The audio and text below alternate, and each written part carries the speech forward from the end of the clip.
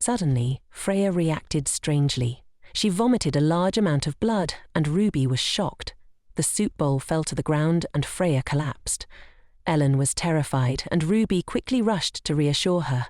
"Miss, you must stay calm," Ruby said. But the blood continued to pour from Freya's mouth, causing Ruby to panic. As Ruby was about to call for help, a hand gripped her shoulder. It was Omerta, his eyes filled with terror as if silently saying, "Stay away." Ruby's heart felt like it was about to leap out of her chest. The hand she was about to extend froze at his words. "Get away." Omerta seemed to be doing something, but Ruby couldn't shake the growing sense of unease. Her heart pounded faster as she watched. Ellen stood silently, her gaze fixed on Freya. Ruby sat down on the grass, trembling with fear. Her clothes were stained with blood. The sight of Freya, writhing in pain, reminded Ruby of her childhood. When she tried to wake the deceased, the memories flooded back. Suddenly, someone's hands touched her, making Ruby jump and scream.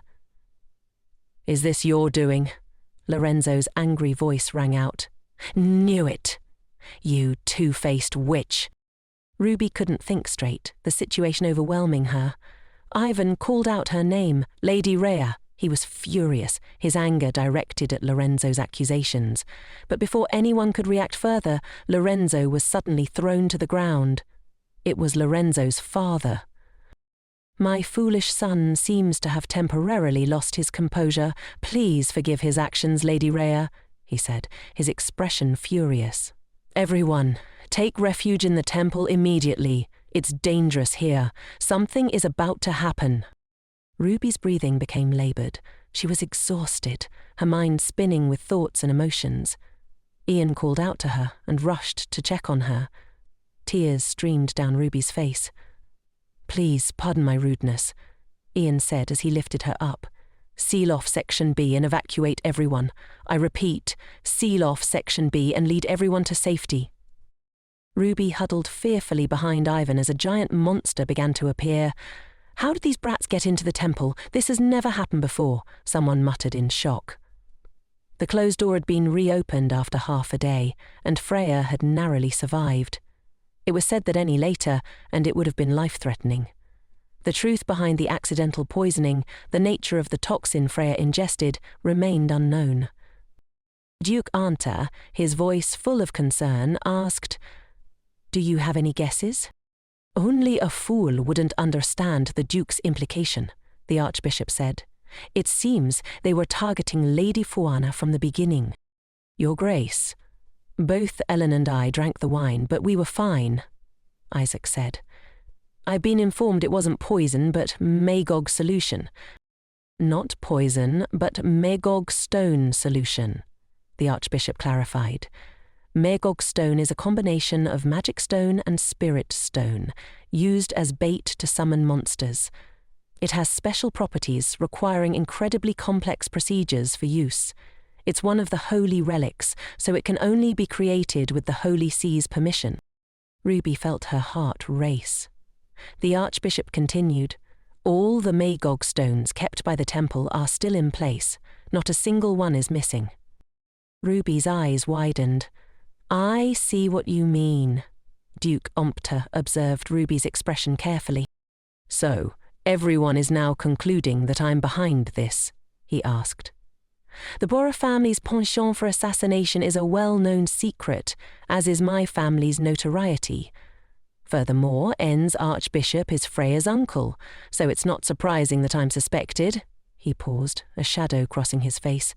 But deep down, Ruby felt saddened. Duke Omerta sighed. "I won't tolerate my daughter-in-law being framed as the true culprit in this incident. Because Madam is also a member of the Omer family, I don't believe you're capable of such a thing. I just mean, if you know anything, tell me." Ruby struggled to find words. "I know what everyone's thinking. You think I'm jealous of Miss Freya, right? And that's why I did this horrible thing." She felt a lump in her throat, but Duke Omerta was taken aback. "Who would dare say such nonsense?" he demanded. "Stop crying first. I didn't mean it that way." He took out a handkerchief and offered it to her. Even if I deny it, the fact remains that everyone who witnessed the incident suspects you. They'll assume that, as the Pope's daughter, you could obtain Magog stone anywhere, or that you bribed and manipulated someone. I spoke carelessly, forgive my rudeness, he added, his voice softening. Given the situation, I grasped at straws. I reiterate, harming my daughter-in-law is an insult to Omerta. Ruby was deeply touched by his words, but Duke Omerta continued, Stop crying. Perhaps no one thinks like I do. To them, she was still just a stranger in the vast room. That night, Ruby lay in bed, exhausted and deep in thought. For now, I'll formulate a few hypotheses. She tried to piece everything together. This could be the work of some disgruntled madman, planning out of resentment towards the temple or the Fuana family. The Magog stone is probably on the black market, where the illegal trade of holy relics thrives. If Romania instigated this, why would they use something as easily traced as Magog stone? Or is it a third party trying to eliminate me? She paused, her thoughts darkening. Once Freya is harmed, all suspicion falls on me. Who would benefit from this? Her mind then turned to Cesare. He could have orchestrated this to make me a suspect. He doesn't want me to develop feelings for this place, and if it's to worsen my relationship with Isaac, it's highly likely he wants me to divorce and return home with that demon substance. Ruby's thoughts swirled and she sat up in bed. The confrontation with that man is only making me underestimate his craziness and obsession. She couldn't shake the feeling that more trouble was coming. Unbelievable. The annual event troubles never come singly. I thought I could relax after getting through those 2 events this year. But suddenly, Ruby noticed something strange. The glass in her hand slipped and fell, and she almost choked. Sand in my drink? Her hands trembled as she stared at the strange contents. Who did this? Why me? She thought, her mind racing. Do they want me to feel the pain Freya experienced? Ruby's eyes widened. Freya is so lucky. This hurts so much. Ruby seemed to hear a voice, and as she looked up, she sensed a presence behind her. She abruptly turned around and discovered it was none other than Elle. Elle had cornered her against the wall, her hands gripping Ruby's collar. Why did you do this? Elle demanded. From the moment I first saw your hands, I was suspicious. Why did you do it? Ruby's heart raced as Elle gripped her hands tighter. Did you do this for attention, or was it because the food disgusted you so much? If you wanted to die that badly, why not do it quietly? Why resort to this? Ruby's voice trembled. Because this is the only thing I can control. Elle stood frozen for a moment, taken aback by Ruby's words. Tears welled up in Ruby's eyes, and Elle felt a sharp pang of guilt. Slowly she stepped back, her lips pressing tightly together as if holding back words. What have I done? She murmured, turning away. I'm sorry, Elle whispered before walking out, leaving Ruby standing there, dumbfounded. Ruby sat quietly on the bed, her mind swirling with thoughts. She noticed the wound from her habitual vomiting. It wouldn't be noticeable without close inspection, but she could feel it, her body marked by the silent pain of the past. Have I experienced something like this before? Ruby wondered. Maybe it wasn't Elle. Then, who could it be? Dawn was breaking. Ruby sat in silence, her thoughts heavy. Elle did the same. They sat opposite each other at the dining table, the air thick with an awkward tension. What should I do in this awkward atmosphere? Ruby thought. This is bad. I need to leave this place quickly. I have to go now. Elle spoke simply. Yes. Before Ruby could leave, a call came. The temple would like you to visit. Please go, a voice informed her. Ruby paused, surprised. The Archbishop invited me? She thought, her mind connecting the dots. It must be related to Freya's poisoning. Ruby smiled faintly. I'll go, thank you. Ruby left the dining room, her heart heavy. Elle watched her go, her expression grim. The sound of a horse-drawn carriage rattled down the road, the noise echoing in the quiet morning. If Cesare is really behind this, then it's highly likely the Archbishop is the spy, Ruby mused, her thoughts racing. But, if that's the case, he's helping to harm his own beloved niece. Her stomach tightened with unease. No? As soon as I see him? Ruby thought back to a short while ago when she'd come here with Isaac. It felt like so much time had passed. He probably, she pondered absent-mindedly, he's probably at the training grounds. I haven't even seen a shadow of him since that day. Ruby paused. If he suspects me that much, he should just say it to my face. I'll just take a tiny peek at him and then leave. Suddenly, Ruby noticed someone in the distance. They hadn't seen her yet. Had they? Isn't your sister better now? Ruby thought. If Damian is here, then Isaac must be too. She told herself that she would only look, but now she hesitated. How could I possibly see him? But then, the voice of someone nearby snapped her out of her thoughts. Why aren't you obediently standing guard by your sister's side instead of coming here while you're still suspended? The voice sneered. If your sister were vomiting blood and about to die, would you still sit still? Ruby's heart sank as she heard the biting words. Who knows, she thought bitterly. I might not even have a sister, and even if I did, I wouldn't act like that with someone unrelated. The voice continued. Are those words directed at me? That's right, the man replied coldly. If your father hadn't stopped me back then, you could forget about ever becoming a knight. Remember? Do you think I'm as cowardly as you? What's so great about the Pope's daughter? Even that old Pope is nothing. Tell them to try and come in here. What can those rotten people do? Ruby's breath caught as she overheard the man's words. That's the first time I've heard someone dare to blaspheme the Pope in front of the cathedral, she thought, stunned. The conversation continued. Stop your delusions and focus on your training. Don't forget that she's the wife of the Omerta heir. Don't get on my bad side. Even if she pretends, she's still just trash, a freeloader acting like she's some kind of lady. The other man's anger flared. Did I say something wrong? He asked. Next time I see her, I'll rip that shameless mask off her face. Ruby had been listening to the whole conversation, feeling both surprised and disheartened. Heavy footsteps descended the stairs, signalling someone's approach. Ruby, feeling the weight of exhaustion, was about to leave but hesitated. What should I do? I'm so tired. I don't want to do anything.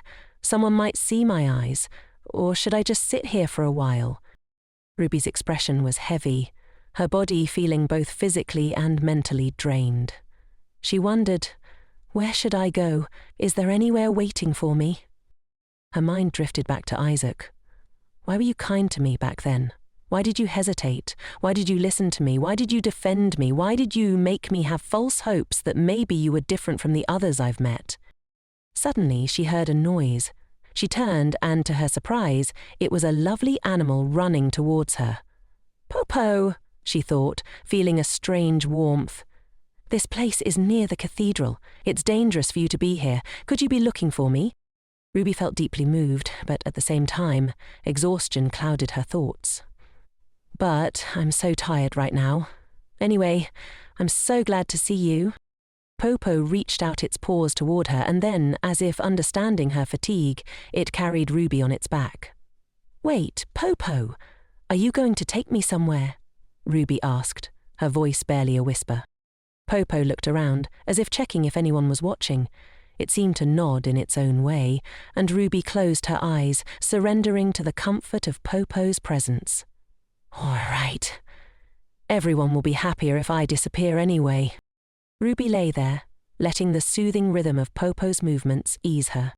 Later that evening, at the Grand Cathedral, Ian spoke. My friend, just look at that grim, murderous face of yours. Now you understand our suffering, having to look at that face every day. Isaac brushed Ivan's hand away with a sigh. People are worried about you, and you're still getting mad? I never asked you to worry about me, Isaac snapped. You haven't slept in 4 days. If that's not asking people to worry, then what is? Isaac seemed to lose track of time. Has it been that long? He muttered, clearly exhausted. If you keep this up, you'll faint and kick the bucket and I won't care. Do you think putting on this act will make you feel better? Ivan pressed, concern lacing his voice despite Isaac's cold demeanor. The missing person suddenly reappeared. This is the guard's business. It has nothing to do with us, someone remarked. But with Princess Ellen's description of the culprit spreading everywhere, concerns grew. What if she's been murdered? Ian's voice broke through the tension. I know you're angry about what happened to Freya, not anyone else. Before Ian could finish, Isaac interrupted. No. Then what's the reason for this rampage, Isaac? Ian pressed. I'm really glad you came to me, Isaac muttered, his tone distant. But I have no choice but to remain silent, because I can't understand the meaning of this, or my actions. Where am I trying to go? What's the destination in my mind? Isaac frowned, feeling frustrated. This is infuriating. Is it because of your wife? Ian asked. Isaac seemed to wrestle with his thoughts.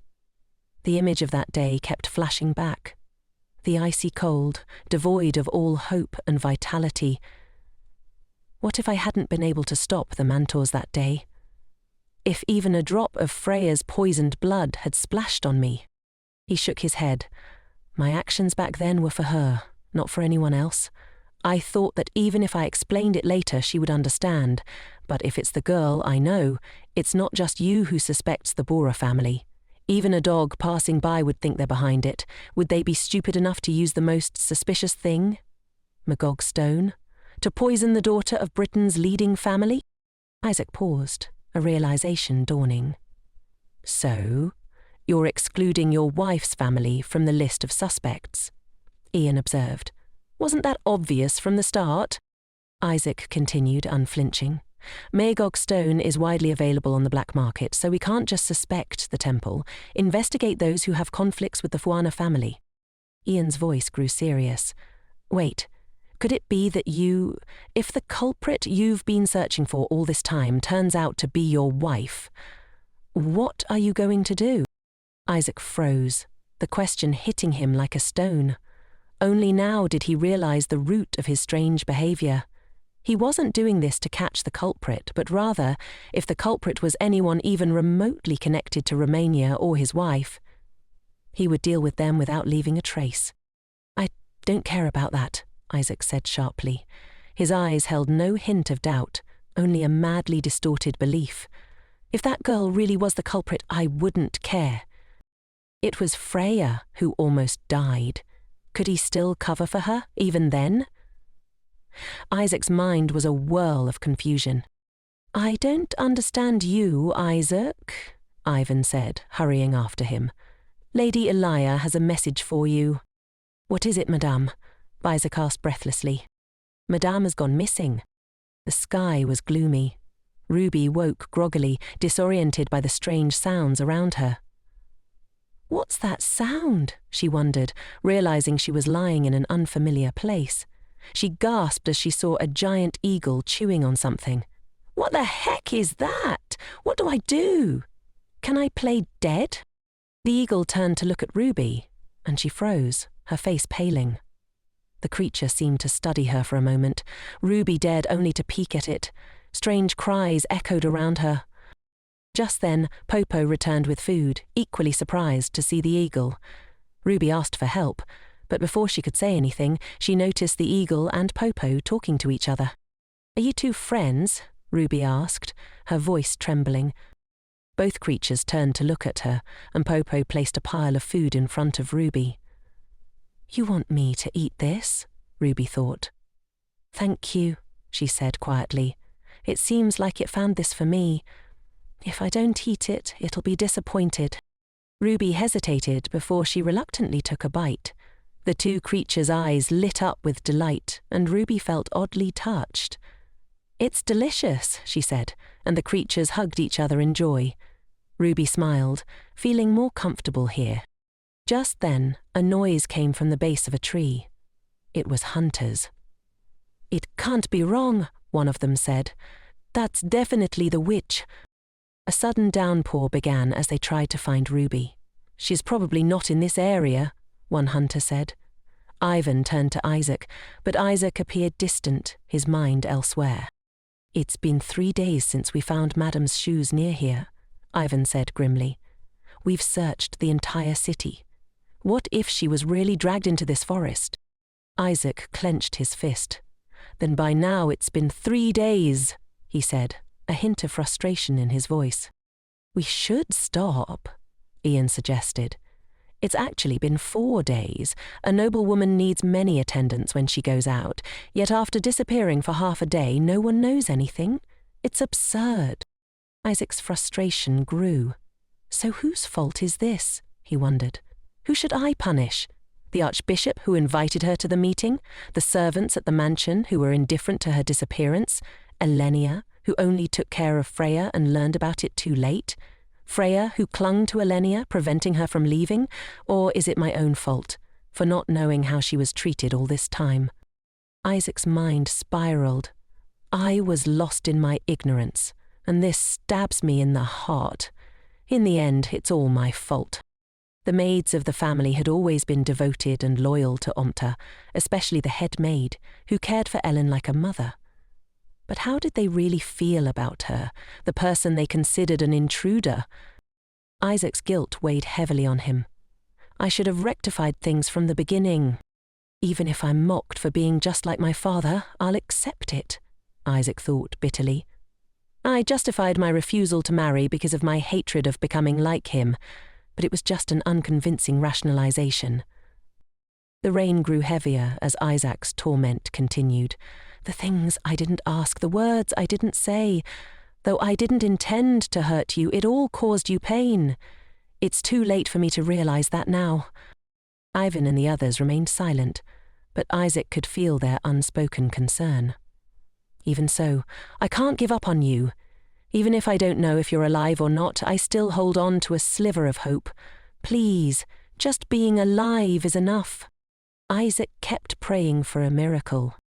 Suddenly, a voice called out, Lord Isaac, can you come out here for a moment? What is it? Isaac asked, puzzled. They look like poachers. They fainted, so I woke them up, and they said some strange things. I don't know if they're lying to avoid getting caught. No, we really saw, one of the men stammered. What are they talking about? Isaac wondered. They're talking about a banshee, the other man explained. It's a monster that emits a mournful cry. Legend says it can predict impending death. The two men glanced nervously at each other. We could hardly face a witch, one said. We were going to go back and call the others, but before we could turn back, we saw something huge behind us. Turning, they both froze in terror, then ran away in a hurry. It's true, one man shouted. There was a Popo monster and a griffin with a blonde witch on a branch laden with raspberries. Ruby, hearing the strange description, smiled brightly as she sat there, her joyful expression evident. But the sound of something distant caught her attention. She noticed some strange animal figures behind the bushes. 2 adorable creatures were hiding, peeking out to stare at her. Pee, pee, pee, they cried out in excitement, hopping toward Ruby. She gently crouched down and asked, Are you guys Popo's friends? Ruby's excitement grew as she offered them the berries she had just picked. Hi there, do you want some? The creatures grinned, delighted, and reached out eagerly to accept her offering. With one last happy skip, they vanished into the bushes, leaving Ruby behind, giggling and waving goodbye. I'm not afraid of anything anymore, Ruby thought as she watched them go. Popo and the griffin are always by my side. The 2 creatures lingered, but the griffin's antics always seemed to make Popo angry. Ruby smiled at the thought. As the sky grew darker and dark clouds gathered, Ruby decided to call the 2 creatures back. Hey guys, she said. Let's go back to the cave. It looks like it's going to rain.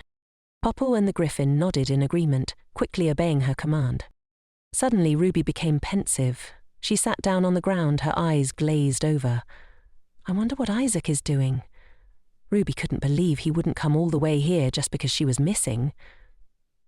He's probably just pretending to look for me because of the diplomatic relationship, she thought. But then another thought occurred to her. Or maybe he doesn't know I'm missing yet. Ruby finally regained her composure, brushing off her clothes. What am I expecting from him? Her face flushed even redder. P, right behind her, perked up its ears, listening in. P, it called out clearly twice, placing a paw on Ruby's shoulder, startling her and leaving her unsure of what to do. Unexpectedly, Ruby's cheeks were squished and pulled by Popo into strange shapes. Ruby was puzzled as Popo pinched them up and down. "What are you doing?" she asked. Popo's expression darkened, its fangs showing as it grinned. Ruby asked in surprise. "You want me to smile like this?" Ruby imitated, baring her teeth, and Popo diligently instructed her until it was finally satisfied, smiling along with her. Ruby seemed to forget her worries, grinning widely, but soon her smile faded and she stopped laughing, lost in thought. "No one knows what's going on in my mind," she thought. "Should I just live here with you guys?" Ruby said aloud, then burst out laughing. "No one's going to welcome me back anyway."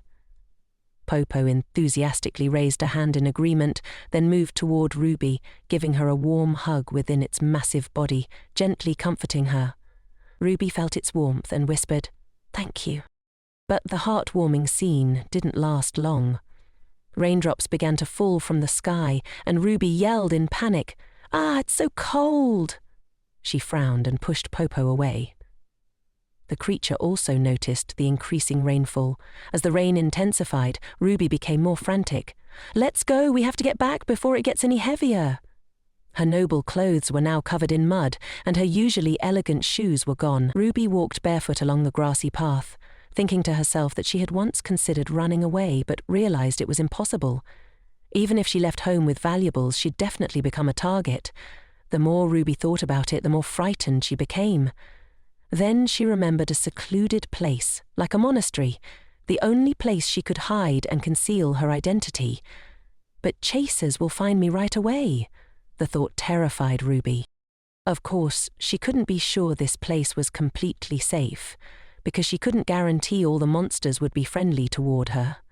Still, Ruby began to consider her future, outlining a plan that seemed reasonable for now.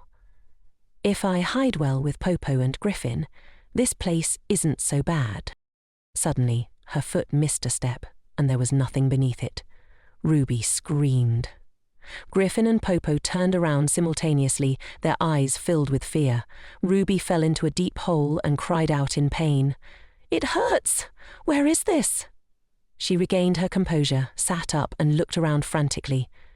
The voices of Popo and Griffin echoed faintly in her ears as they both fell into the hole one after the other, landing face down. Popo got up the fastest and ran toward Ruby, crying out worriedly, "Papa!"